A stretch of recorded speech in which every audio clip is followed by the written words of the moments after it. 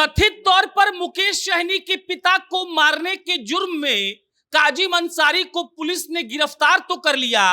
कल उसकी पेशी कोर्ट में हो गई और उसके बाद अब पुलिस वाले कोर्ट जाकर उस काजिम अंसारी की रिमांड की गुहार लगाने वाले हैं। आप समझिए इस बात को। अब तक मुकेश सहनी के पिता के मामले में बहुत सारे राजों पर से पर्दा नहीं उठा है और मालूम नहीं चल पाया है कि आखिर मुकेश सहनी के पिता की हत्या किस हथियार से हुई। काजिम अंसारी के अलावा उसमें कौन कौन से लोग संलिप्त थे और बिहार पुलिस की जो एसआईटी है, इसके अलावा दरभंगा के एसपी डीएसपी से लेकर तमाम पुलिसिया फौज इस बात में लगी हुई है कि कैसे भी इस बात की जानकारी निकाली जाए कि क्या काजिम अंसारी ने अकेले ये काम किया है। और अब तक जो पुलिस का थ्योरी है उसके हिसाब से काजिम अंसारी के साथ कम से कम 2 लोग तो और थे ही थे।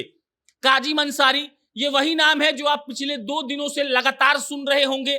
ये वही नाम है जिसने मुकेश सहनी के पिता से 1.5 लाख रुपए ब्याज पर लिए थे और मुकेश सहनी के पिता ने उसके जमीन के कागज को अपने पास रखा था। क्या कांड हुआ आप सब लोगों को पता है और इतना हाई प्रोफाइल पॉलिटिकल कांड है ये कि पल पल का अपडेट लोग इसके बारे में जानना चाहते हैं। हम आज का अपडेट लेकर आए हैं और अपडेट यह है कि काजिम अंसारी को कल बिहार पुलिस ने कोर्ट में पेश कर दिया।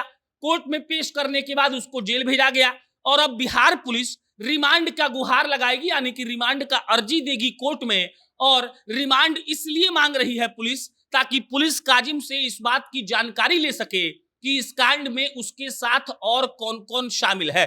बड़ी बात यह है कि जिस धारदार हथियार और चाकू की बात आप लगातार पिछले 48 घंटों से सुन रहे हैं, वो हथियार अब तक पुलिस के कब्जे में नहीं आया है और पुलिस वाले चाहते हैं कि केस को मजबूत बनाने के लिए कैसे भी उस हथियार को पाया जाए, खोजा जाए या कहीं से भी निकाल लिया जाए। और काजिम अंसारी ही ये बता सकता है कि अगर उसने ऐसा किया है तो वो हथियार अभी उसने कहां छुपाया है, कहां फेंका है या फिर उसने उस हथियार के साथ क्या किया है। काजिम अंसारी का जब रिमांड मिल जाएगा पुलिस को तो पुलिस वाले ये भी उनसे जानना चाहते हैं कि भाई तुम बताओ कि तुम्हारे साथ और कौन कौन लोग शामिल था, क्योंकि ये एक आदमी का काम लगता नहीं है। और शुरुआत से जो बात चली आ रही है जांच की, उसमें यह कहा जा रहा है कि 3 से 4 लोगों का संलिप्तता इसमें था और फिलहाल पकड़ा गया है एक ही आदमी। पुलिस वालों के रडार पर ऐसा नहीं है कि कोई नहीं है। 8 से 10 लोग रडार पर चल रहे हैं जिनके डायरेक्ट या इनडायरेक्ट कनेक्शन जीतन सहनी जी के केस से हो सकते हैं।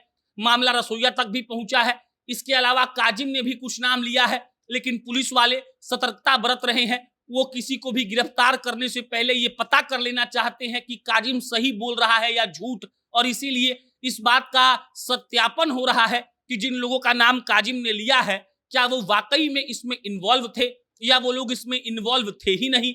और इन तमाम बातों पर पुलिस वाले गौर भी कर रहे हैं, सबूत भी तलाश रहे हैं और पता करने में जुटे हुए हैं कि आखिर काजिम के साथ इसमें कौन कौन शामिल था।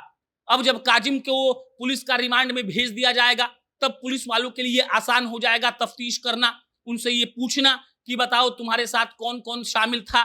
जो हथियार की बात हम लगातार कर रहे हैं वो हथियार आखिर काजिम ने छुपाया कहाँ है, उस हथियार का मिलना बेहद जरूरी है। इससे कोर्ट में केस मजबूत होता है। और इसके अलावा पुलिस और भी कई राज है जिस पर से पर्दा हटाना चाहती है और कासिम ही मात्र एक ऐसा आदमी है जो पुलिस को हेल्प कर सकता है। अब अंसारी हेल्प करता है कि नहीं ये भी एक सवाल है। कितने दिन का रिमांड मिलता है ये भी देखने वाली बात है। और इस हाई प्रोफाइल मामला का अंत कैसे होगा ये भी एक देखने वाली बात है। बाकी जैसे जैसे अपडेट आएगा हम आपको इत्तला करते जाएंगे। मेरा नाम प्रशांत है। बहुत बहुत धन्यवाद।